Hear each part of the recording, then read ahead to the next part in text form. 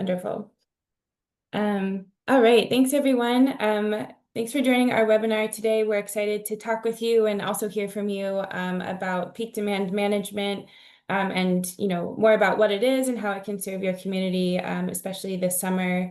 We're joined, my name is Kat. I'm a senior environmental planner at MAPC. MAPC is the regional planning agency for the 101 cities and towns surrounding the greater Boston region. And we're joined by Eversource and National Grid here. So we're excited to share more about peak demand management and the programs that we can offer you. So we'll do an overview of peak demand. Some of you might be really familiar with these concepts. Some of you might be just learning and just getting started. So we'll do some overview slides to kind of get everyone on the same page and then go into the program that MAPC offers, which is a daily notification program. And then we'll turn it over to folks from Eversource National Grid to share about programs that you can also benefit from. And then hopefully we'll have some time for Q&A. So definitely, if you have questions throughout, let us know in the chat, and we'll get to those at the end. So my name is Kat. Like I said, I'm an environmental planner at MAPC. I'm joined by Bill from Eversource. Bill, do you want to introduce yourself? Hello, everybody. Bill O'Connor. I'm a supervisor at Eversource, basically running the operations of the demand response program. Thanks, Bill. And joined by Paul Wassink from National Grid. Do you want to introduce yourself, Paul? Hi, I'm Paul Wassink from National Grid. I help to run our Connected Solutions program in Massachusetts. Great.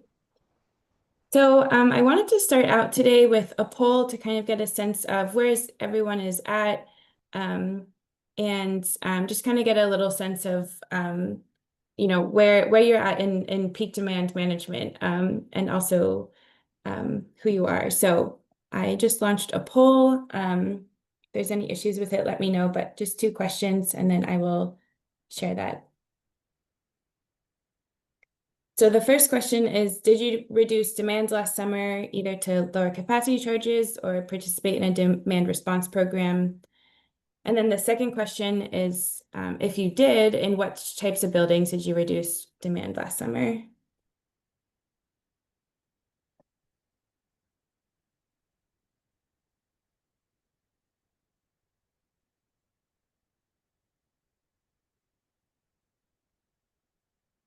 Give another 30 seconds for this.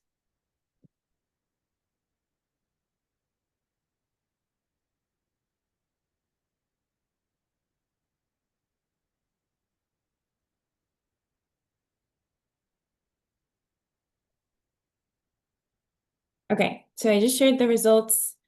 It looks like about 27% of you did reduce demand in some way last summer, and the 40% or and another 30% either didn't or wasn't sure. So that's great that you're here. We're excited to share more about ways that you can do that this summer.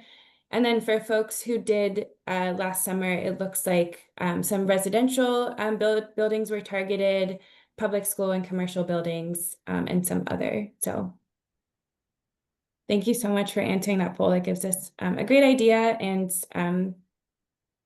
and yeah, great. All right. So I am actually going to turn it to Bill now to give a great overview of demand management concepts in general. Like I said, if you do have questions along the way, please put them in the chat and we'll get to those at the end. So the floor is yours, Bill. Great. Thanks, Kat. Appreciate it. So let's talk a little bit about demand and demand management before we go into any of our demand response programs. If you go to the next slide, Kat. So, how do we explain electric demand? So you're probably all familiar with kilowatt hours. That's the energy that you buy. You might have a third-party provider. And part of your bill is based on how much energy you use. But a big part of your bill is also based on your demand, how much you're using at any given time.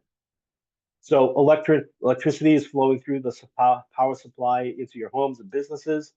The demand for electricity is defined by how much you're using at any given time. More electricity people are using at any moment, the higher the grid demand.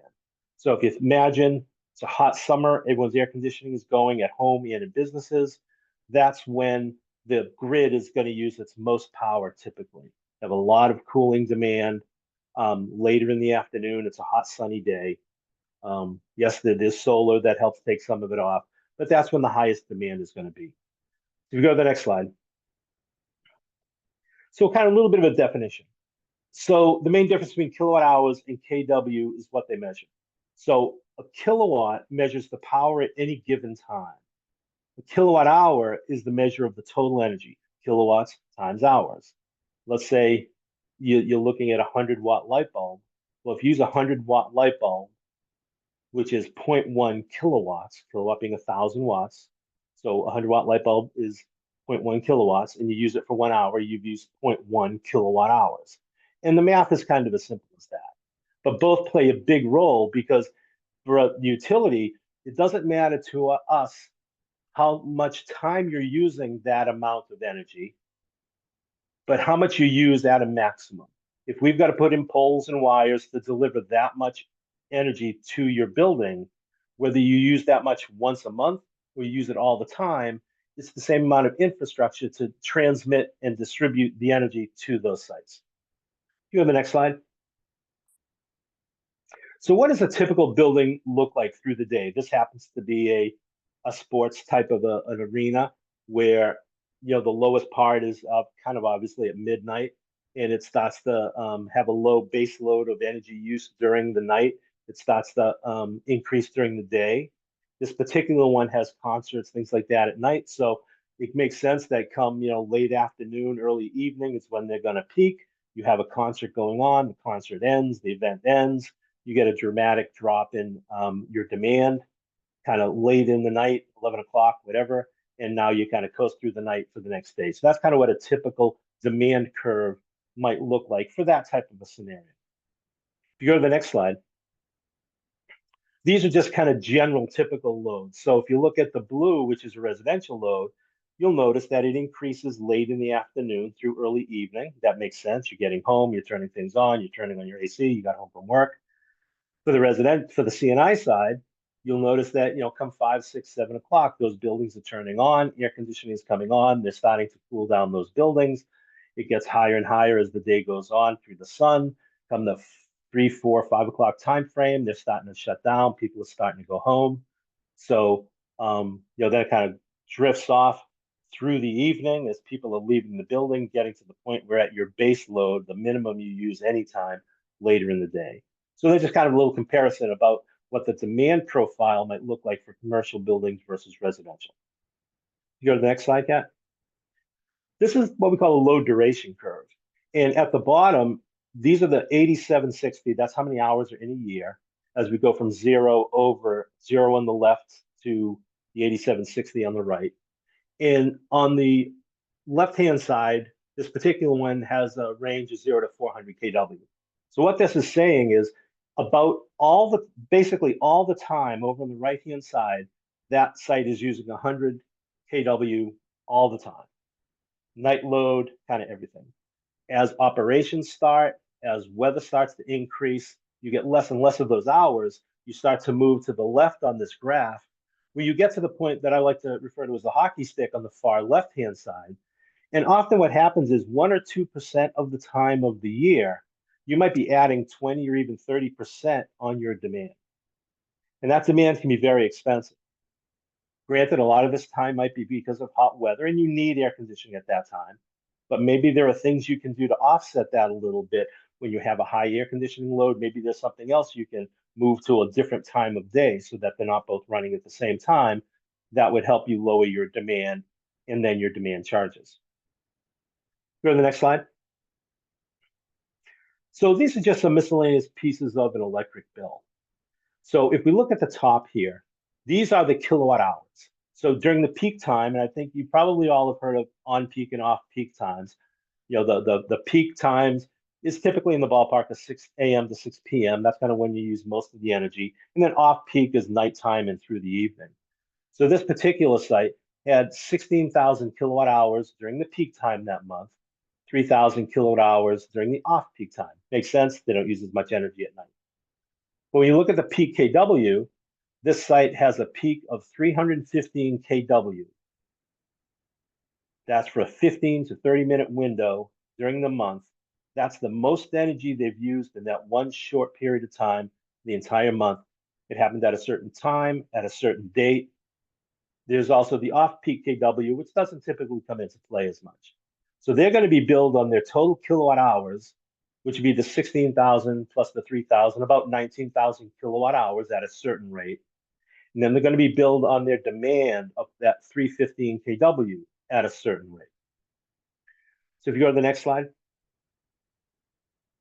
So if we look at this, which is just the typical bill for a customer, you can see their total charges here are almost $18,000 for this month. And if you look at the supply, that's only 7,500 of it, and the demand is 8,500. So this site, more than half the bill is just for the demand charge, which are a combination of the distribution charges and the transmission charges. And they add up to about $27 per kW is what you're paying for every one of those kW that is setting that peak for the month. So it can be up to 50% of your bill, something to really look at. With a lot of people historically, you're not looking at demand. You think about energy efficiency, which is going to save kilowatt hours all the time, which is great. But it's also good to understand your demand charges, and how you can save energy and save money by looking at that. So Kate, you go to the next slide. So this is a large site in the Eversource territory.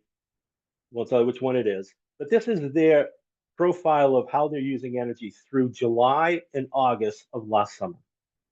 So if we look at July, for instance, they set their demand in very high rates at where the green number 2 is. So that was their peak of the month. And obviously 1, 2, and 3 are 3 very large peaks. If you go over to August, it's 4, 5, 6, and 7, and 8 are when they set those higher peaks. So now you get to the point where if you understand what you're setting for peak and when it's going to happen, you can start to do things about that. So for instance, if I knew that 1, 2, and 3 were going to set my demand charges, and I could do something about that to bring my demand down to that green line. Well, if we look at number 2, that's at about 37.50 is about what that value would be. If we look at the green line, that's about, I'm sorry, the number 2 is 37.50. The green line is about 3,200. So we're talking about 500 kW is the difference between those few miscellaneous peaks and where that green line is in July. Well, if I could save 500 kW off of my bill at $27 per kW, you're talking $13,000 less of a bill that particular month. So it can be very financially beneficial to understand what your demand is. When are you setting those peaks? Then you can start to think about what can you do about it. And it's not just about reducing at that top 1 peak, because kind of obviously here, if I were to do something so that peak number 2 never happened, well, peak number 3 is kind of right behind it. And if I got rid of peak number 3, peak number 1 is kind of right behind it. So it's looking at the whole month. So you have to try to understand what set your peaks and when, and what could you do by shifting, rescheduling some things around. You might obviously need the cooling for your air conditioning at a certain time, but maybe there's something else you're doing that could be done later in the day, so you're not doing them both at the same time. So if you put a strategy in to understand your peaks, when they're set, and what you might be able to do about them, you could potentially save a lot of money. If you go to the next slide. So here's what we can do. So understand why the peaks are set, what operational situations are causing these peaks, and what usage can be staggered or rescheduled to use electricity at different times. Fairly straightforward concept, but I think it's one that a lot of people aren't really thinking. If you go to the next slide, Kat. So that's a little bit about what is demand and how does it affect your bill and what can you do about it. Kate, did I see a question in there pop up? Yeah, I think someone asked if you could repeat the last point. I think it was when you were talking about the peaks Okay. and how they relate to the green line. So if you could kind of go over that again, I think that'd be great. And again, so when we think about what your demand is, your demand bill for that month would be based on your energy use at that particular time, number 2. which is 6 p.m. on 7/5. That's at that peak of 3.8 megawatts. That's what's going to determine your bill. And then peaks number 3 and 1, they're only 3.5 megawatts. So a few hundred K, a couple hundred kW less. But if I were to get rid of 1, 2, and 3, so that I'm down at the green line in July, now I'm down at a level of about 3,200, about 500 to 600 less than the peak I'm getting billed for. And that's where you can start to use some logic and develop game plans to be able to not run everything at the same time to set that peak, because you know when it's going to happen and why it's going to happen, what are critical pieces of my equipment that have to run at that time, and what are some things I might be able to schedule otherwise. Thanks, So I think that Bill. pretty much covers that question.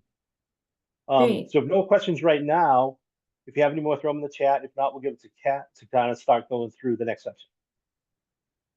Great. Thank you, Bill. And Fritzy, if you have any follow-up questions, put them in the chat.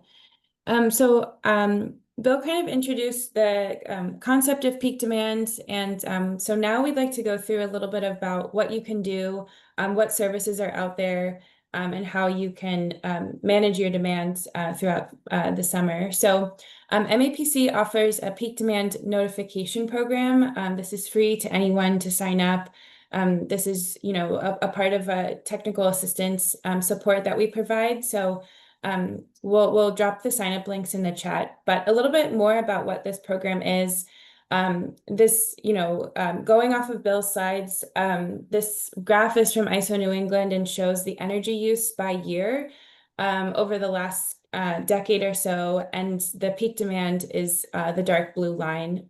So that kind of specific hour on that specific day is what's being charted in this darker blue line. So in 2006 was the all-time peak so far since we've been tracking these. And you'll see a little bit, a gradual decrease over time in the amount of energy usage each year. And this, has different reasons for it, but a lot of them is, renewable energy sources coming online and people looking towards those. So over time, annual energy use has decreased, but the peaks are something that kind of fluctuate based on different behavioral patterns and also, folks tapping into their renewable energy sources. So another interesting point is usually you'd expect a peak to be in the heat of the summer in July or August, but with climate change impacts, these peaks can happen in, June, September, at unexpected times. And in 2023, the annual peak actually happened after Labor Day on September 7th. So this is something that we're always tracking, and every data point we get helps us to inform the next one. So it's really important to kind of make sure that we're also planning for these more outlier years, because we really don't know how a summer will turn out. Kate, along those lines, I just want to mention, we follow it quickly, we follow it every day. That September peak was the first September annual peak in 40 years, which is just kind of interesting. Yeah, definitely. And also interestingly, the left chart here, the time of this annual peak is also changing over time. So here we have points charted from 2003 to 2024. And the left side of this graph from about 2003 to the mid 2000s, the peaks happened in kind of the mid or late afternoon around 2 or 3 p.m. And that's usually when, it's hottest out, people are taking refuge inside, cranking up their AC. But nowadays, in the last decade or so, we see that peak being later in the day. So even up until 5 p.m., the peak will happen. And that's, when folks' solar sources will kick in, or folks are going home watching TV in the evening, things like that. So the peaks are changing over time. And so that target of which hour of the day is also changing. We've seen different trends like that. And the chart on the right is really similar to the one on the previous slide, where the actual annual peak is decreasing in terms of megawatts over time. And so it's just something interesting that the impact of renewable sources coming online is changing these as well. So like I said, MAPC does send out notifications to help you track these. We send out daily notifications from the beginning of June, usually through the mid-September. And so we launched again this year, the first week of June. So if you sign up, you'll start getting these notifications. And what happens is I screenshotted the top of the notification that we send out. There's more context in each email, but we try and front load all the information so that it's a really quick, easy glance every morning. And we have 3 different thresholds. So we have an unlikely threshold, a possible threshold, and a likely threshold. So this particular notification that I screenshotted has all 3. And you'll see that each day we forecast a week out. So we give you kind of a week snapshot. Of course, the accuracy of that gets better and better as we get closer to each day, but we do forecast a week out. And you'll see on this particular notification, we have all 3 thresholds represented. So we have a possible, a likely, a possible peak on the Monday, Tuesday, and Wednesday. And then towards the end of the week are unlikely. So maybe it cooled off a little bit throughout this week. But if we do forecast a possible or likely peak, we'll start sending out additional notifications. So we'll discern a little bit if, usually if we have a possible, likely, and then a possible day, so a likely day sandwiched by a few possible days, we anticipate that being one of the few peaks that will forecast or kind of alert folks of that summer. Sometimes if we have, a cooler week and then one day kind of has a little blip and goes into the possible threshold, we might monitor that and not send out an email about that. But we are kind of looking at when we're expecting that likely peak. So we'll definitely, if you're on the notification list, we'll send out emails to that email list with a little bit more context, the specific time range of that day that we're forecasting the peak to happen.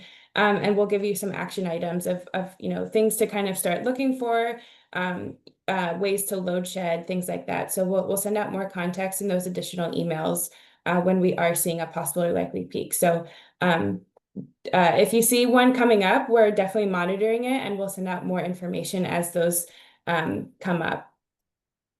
A little bit more about the process. We do typically forecast 3 to 4 to 5 peaks a year, depending on the summer.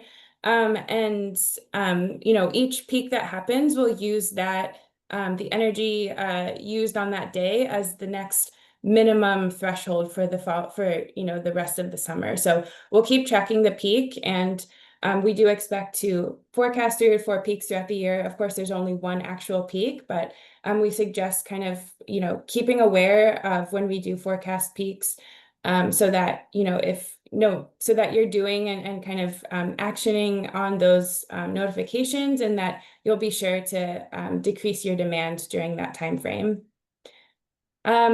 You will get these daily notifications on weekends, but we don't see peaks on weekends just because they don't correlate, or usage is, pretty closely correlated to typical business hours. So you will get these notifications on the weekends, and we'll track them if we do see something that may be happening on a weekend. We will send some stuff out. After peaks, we'll send out a survey in those same emails. So we encourage you to fill those out because we really do use those to improve our program. It's really helpful for us to know who's using our program, so that we can tailor these notifications and these action items to the folks who are using the program. And we have an email, peakdemand@mapc.org, with real people on the other side of that email. So please let us know if you have suggestions or questions throughout the summer, and we'll answer those and help you if you do have questions about what you should be doing specifically. And then if you do have suggestions, like I said, we're always looking to improve. So please do that. A little bit about who's involved in this program. We have about 75 communities throughout Massachusetts, mostly in our region in Eastern Mass, signing up for these notifications. Of course, school buildings are good buildings to target for these types of programs. So we have a few colleges and universities. In our post-peak surveys, we found that about 300 kilowatts of energy is reduced per event, and that's about 50 to 75% demand reduction, which is common. So they are pretty effective, and So we do encourage you to sign up. I'll offer one more example of a little bit more specifics of how some of our communities have used it specifically for schools. We find, we encourage multiple people in a municipality or school to sign up for these notifications, but we find it's really helpful if you have one point person that is monitoring these notifications closely and who can kind of be the coordinator of action or, be that go-to person. So we find that's a really effective tool. It's also effective to kind of talk about these programs and let other folks know, even if they're not involved in the day-to-day, but letting, the principal of the school know, or, a municipal CEO or town administrator know, about these programs and what you're doing to reduce your demand. It does cut costs. It is really, environmentally friendly, energy efficient. So we do encourage you to talk about these things. Some of the specific actions that folks at schools can take is, first targeting your HVAC usage, lights, anything that's not directly connected to public safety are good places to start. Like I said, we do usually send out a time frame for when that peak will happen. So we'll give you a little bit of buffer on each side of when that expected peak hour is going to happen. But usually it'll be around 2 or 3 p.m. And then some kind of positive changes that you can see is that people are more educated about these things, learning about what impact these programs can have and ways to reduce your energy usage is really helpful. We do have a lot more on our website that you can use to kind of share about why these are so useful. And there's also, it starts a conversation of how else can we save our energy costs and increase our efficiency and reduce demand. So these are some of the changes that we see. I'll turn it back to Bill and to share more about Eversource programs, and then invite Paul to add anything as well. So we encourage you to check out and consider all of these programs. There's ways to kind of, stack these together and reduce your demand even further. So Bill, you have the floor again. Great, thanks. So we're going to talk about our demand response program called Connected Solutions. But let me make a few points about what we've talked about so far. The beginning part was about your specific demand at your site and what you can do to actually save energy. The demand that Kat was talking about from a grid standpoint is the demand at a different time. It's not necessarily, and probably not, coinciding with the demand on your site, but it's the strategies to lower the demand that can be used either way, both on reducing the demand for your own utility bill, as well as reducing the demand when it's going to set a peak like this. And where that comes into play, there are programs. I'm going to talk about our program that can kind of pay some incentives for you to do that. I also just want to make the point that when you purchase your energy, some of you might be using a third-party supplier. You're buying energy on a contract at a certain rate. That rate includes a capacity charge.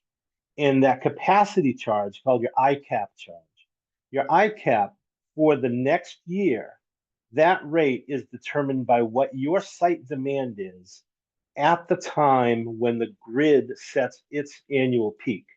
So even though it's not your peak is billed monthly on your demand charge. But how much demand you're using when the grid sets its peak helps determine your cost for the next year. I know that might be a little bit confusing. So you're paying a capacity charge that's part of your kilowatt hours, your energy supply. And that capacity charge is directly related to your demand when the ISO New England grid sets its peak. So even if you're not part of another program like I'm going to talk about, it is important that you use these demand strategies, again, not just for your own monthly bill, but if you use it when MAPC sends out the notification that a peak is likely, by reducing then, will also help you down the road with that capacity charge, as well as helping you be a good neighbor and making sure the lights stay on and we don't have brownouts and blackouts and things like that. Another graph Kat showed was of the annual peaks over time. And while it does look like they've been going down, and they have kind of a little bit over the bunch of years, we're actually forecasting in the next couple of decades that we're going to be doubling the peak, because one of the big strategies that the utilities are going for is electrification. How do we get away from fossil fuels? I'm sure you've heard a lot of talk about heat pumps, electric heat pumps, things like that. That's going to add a lot more electric load to the grid while taking off the fossil fuel load, natural gas, the carbon emitting sources. And so that's going to be really good for the environment, really good for the customers, but we will have that peak increasing over the next couple of decades. And again, you can see in that standpoint why it is important to understand demand and be able to manage your demand to the best possible. So that being said, we're going to talk about a demand response program. It's called Connected Solutions. If you go to the next slide. So for our commercial customers, we also have a residential piece. If you're interested in that, that has Wi-Fi thermostats and home battery storage, and you can go to eversource.com and you can look up and find these under energy efficiency. You can find some of the details about these programs. But we're going to talk about the commercial side right here. So we have two pieces of this program. Again, it's called Connected Solutions. One is called the Targeted Dispatch. We're going to call events where you get notified that there's a demand response event, and we're going to ask customers that sign up for this through us to curtail at these times. We're going to call 3 to events per summer, kind of similar to what Kat's talking about, the 3 to 5. We figure 3 to 8 allows us to capture that one ISO New England peak. They're 3-hour events. They're often 5 to 8, maybe 4 to 7 to capture that window of when that peak is going to be. And we're going to pay customers in that targeted one $45 per average KW over the summer curtailment. So if we were to call 5 events in each 3 hours and you were to average, let's say 100 KW reduction over those 5 events, which are really just 15 hours, 100 KW would be worth $4,500 that we would pay an incentive on at the end of the season. Doesn't matter if we call 3, 5, or 8, you get the same $45 per average. So you average over all those events. And as Kat said, we don't typically set weekend peaks, but it has been close before. So we do an added incentive. We offer $10 per KW for weekend events, should we happen to call one. In the 6 years we've run the program, I think we only called one about 3 or 4 years ago. Very rare that a weekend is going to have potential to be an annual peak. So that helps us capture the top peaks. We also have a daily program. And this is really good for battery storage. And batteries are actually an excellent way to manage your demand. Because if you have a battery system that maybe it's charged by solar, maybe not, maybe it's charged by the grid, but you've probably heard talk about battery storage systems, where if you then have a battery charged and you know when you're going to set your demand, you can actually discharge your battery to offset the things that are causing you to set that demand peak. So that's a very good technology to use to help reduce your demand. So in our daily dispatch, because that's not really affecting your operation, we're going to call 30 to 60 events per summer, either 2 or 3 hours per summer. You can use other technologies like pre-cooling or thermal storage, ice storage, things like that if you happen to have it. And we're going to pay $200 per average KW. But there are going to be 30 to 60. Typically, it's in the order of 45 to 50 events per summer. So most days in July and August, we're going to call these events. So if you had a battery that you could just discharge every day, it's not going to affect your operations. That's a really good approach for a daily dispatch program. So those are the 2 levels, the targeted and the daily program. If you go to the next slide. What that looks like on the grid, and this is just a typical summer, what a typical summer might look like. If you look at the blue circles on top of the graph here, that's where, if we call these 4 times, that's when we're going to capture that peak. However many we need to. Obviously, if I set a peak in July and then a couple of weeks later it's higher, we need to call that one. That would now be a higher peak. So it can definitely continue to grow over the summer. So here's a case where we might have called 4 events to try to capture that one annual peak. But if you look at the smaller green circles, we're also calling events all of those days in our daily program, just to help offset that load on the grid during those couple of months. Now, this is actually really important because it's cost an enormous amount of money to both build infrastructure to be able to account for that top 1 or 2% of time on the grid. And also, if you're not going to build new infrastructure, new power plants to provide that energy, you're going to have to turn on older, dirtier coal burning plants with less efficient technology to provide that power. So rather than one of those two options, if with our program we can take load off the grid, now we've also come up with a third way to solve that situation. So again, our targeted is looking to capture just that one top annual peak. Our daily is looking to capture that whole next layer of peaks throughout the summer. So I see a question here, who's running this program? This is a mass save program, as are all of the energy efficiency. If let's say you're putting in a new chiller, you're putting in new fans that are highly energy efficient, you're going to get incentive to put them in. This falls under that same program for mass save in this connected solutions to get these incentives for performing in these programs. It's a pay for performance program. You get paid on that average reduction like I talked about. There are no penalties if you don't perform. We want to get everyone in that can with a reasonable nomination target and then try to have them hit that target when we call these events. All right, if you go to the next slide. So some of the different scenarios for targeted, there's a lot of HVAC. But if you have a building management system, you could pre-program that with some scripts to kind of basically at the push of a button go into a demand management mode or demand response mode.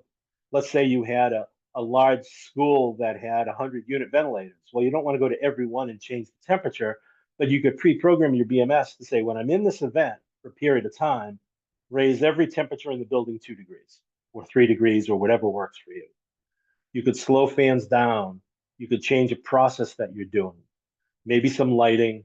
Generation actually is not a part of the program that should come out.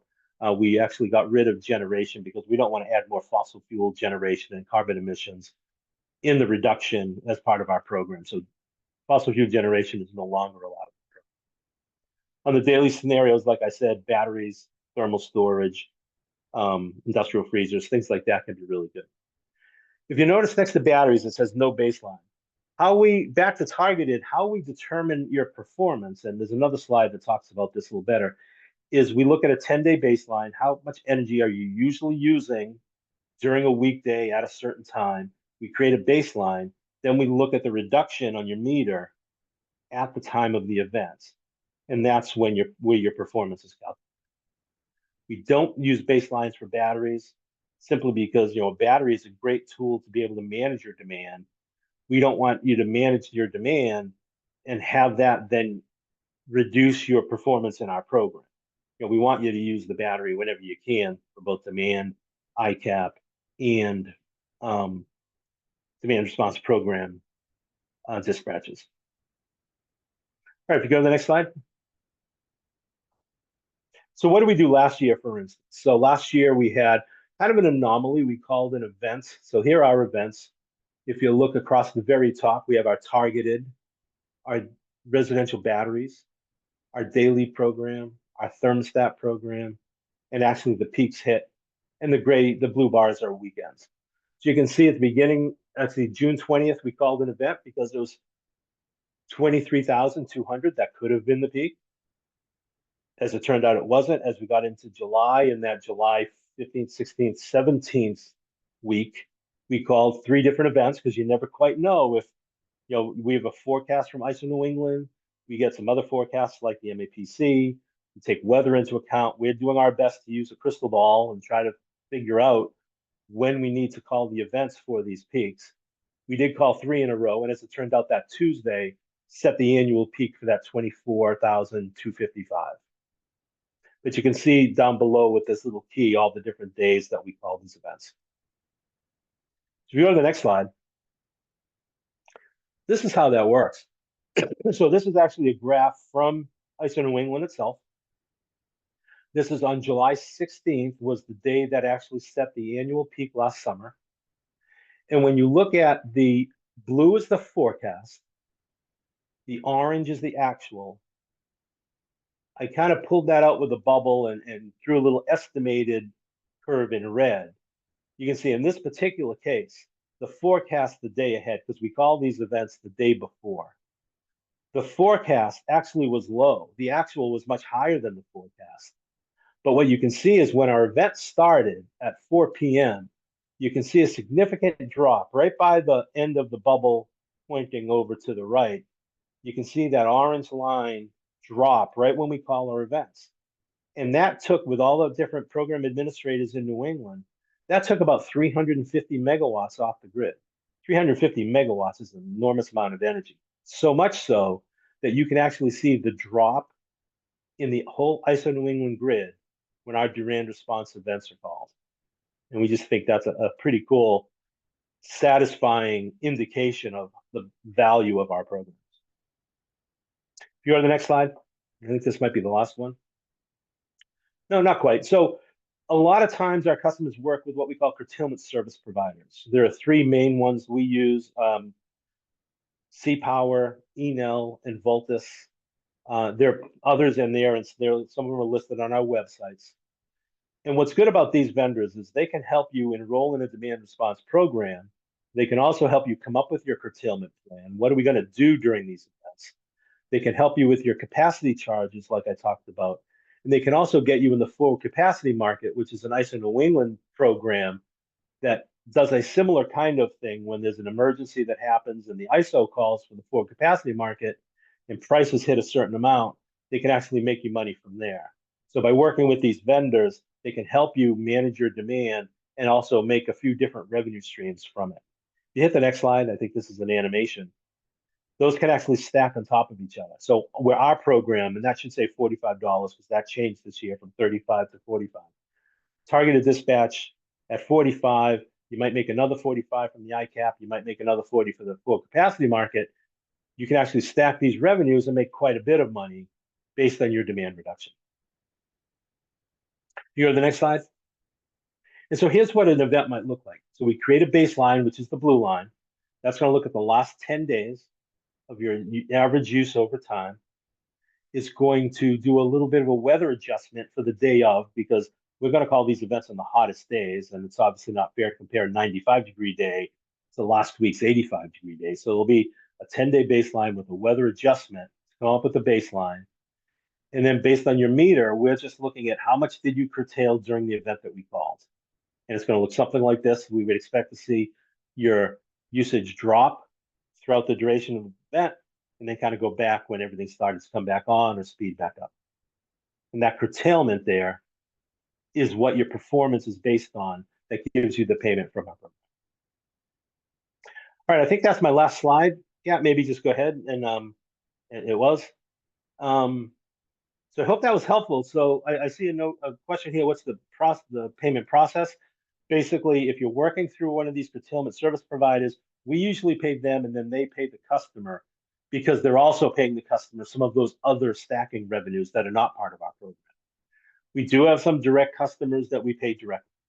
So it's at the end of the season. The season ends at the end of September. It takes about 8 weeks or so to get all the information, all the data, do the performance calculation. So ideally sometime in the December area, hopefully by the end of the year, you're getting a payment from either us directly or from one of these curtailment service providers to pay you for that reduction as part of the Thanks, Were there some Bill. other questions? So I think I answered who's running the program. Again, a mass save program for the different program administrators. And there are plenty of them. One thing to note, I don't think you were involved with Cape Cod here, but there's an entity called Cape Light Compact that on Cape Cod runs the Connected Solutions program, even though they are Eversource customers. So you have Cape Light Compact, then you have either Eversource or National Grid for most of the state. And then up in the northern area, you've got a little bit of Unitel and a little bit of Liberty Utilities.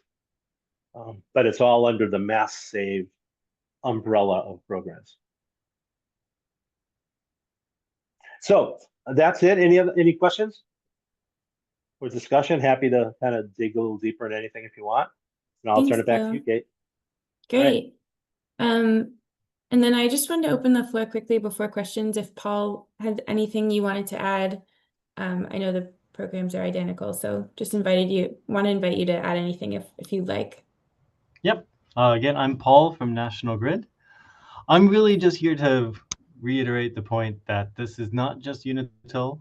It's awesome that Bill presented this whole thing from Eversource. However, we all work together on this program. So I'm from National Grid. If you're in Cape Light Compacts area, you can also participate in this program, or Unitil. But your electric service provider has to be one of those four, or has to be one of those three, I guess. Eversource, National Grid, and Unitil. If you happen to be in a municipal light department area, unfortunately, what you heard about today may not be what is not applicable to you, but you could reach out to your municipal light department to see if they have anything similar. Great point, Paul. Thanks, Paul. I do see one question I don't think was answered by Maya. Does your data for peak load include behind the meter resources? These are all behind the meter resources. There's no front of the meter resources on this. It's all behind the meter, whether it's battery storage. Basically, we're going to be connecting and looking at your interval data on your electric meter to determine what your performance is. Mm-hmm. So if you have something like a large solar system, that's included in your baseline. Luckily, how solar performs and weather are very dependent, so it captures very nicely in our weather-dependent baseline. I see another question here is increasing electrification of heating, noticeably shifting the annual peak demand to winter. Great question, and over time it will. It's not quite yet. We probably see, that everyone's got their own guess on this. Mine is we're probably 5 to 10 years away from winter peaking. But certainly as we do electrification, a lot of heat pumps, and now instead of your furnace burning natural gas or propane to heat your home, you're using electricity with a heat pump. Yes, that's going to add a lot of load in winter, and potentially in the next decade will shift it to a winter peaking system. Yeah, I think ISO New England has forecasted that's going to happen in the 2030s, mid 2030s. Makes sense.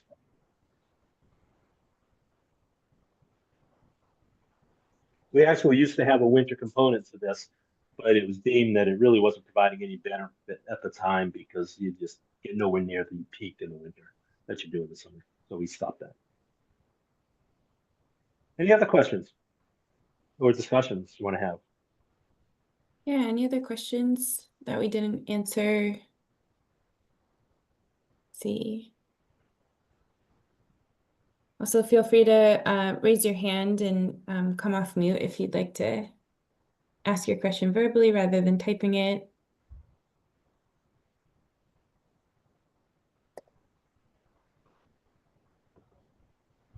Anything else? I had put our emails up at the let me make sure I'm sharing the right screen.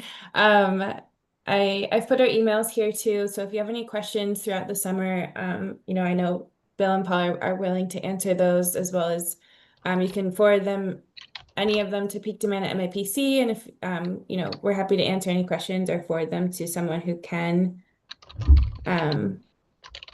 And specifically for MIPC's program, letting us know how you're using the program, giving us feedback is really helpful. Like Paul said, a lot of us coordinate on these things throughout the summer. So any type of input or suggestions you have really does help.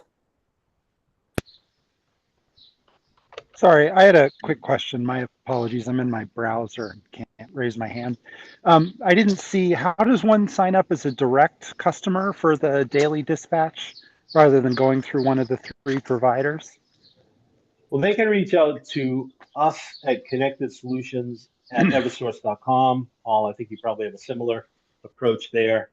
One of the things that depends on is if interval data is available.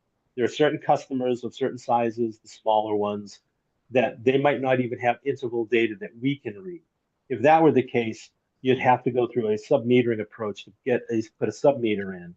But a lot of our customers have meters that we can get interval data for. So if you wanted to go direct, you could reach out to Connected Solutions at eversource.com, and we can actually we'll connect with you, get some information about your site, your account number, Eversource account number, and then we can dig into the data that we have to see if that interval data is available for us. And if so, we could bring you in directly into the program, have some discussions if you needed some support, and come up with your curtailment plan. And then it would be a matter of you getting email notifications when we run an event, putting your curtailment plan into play, whatever it is you came up with. And then at the end of the season, we would actually grab your interval data directly from our own meters to do the performance calculations. But we do need to make sure that that interval data is available. It's not available for every season. And for National Grid customers, you can email me directly at paul.wasink@nationalgrid.com, or you can email our group mailbox at DR, that stands for demand response, dr@nationalgrid.com. If you're interested in the program for just general questions, or if you're interested in participating directly without a curtailment service provider.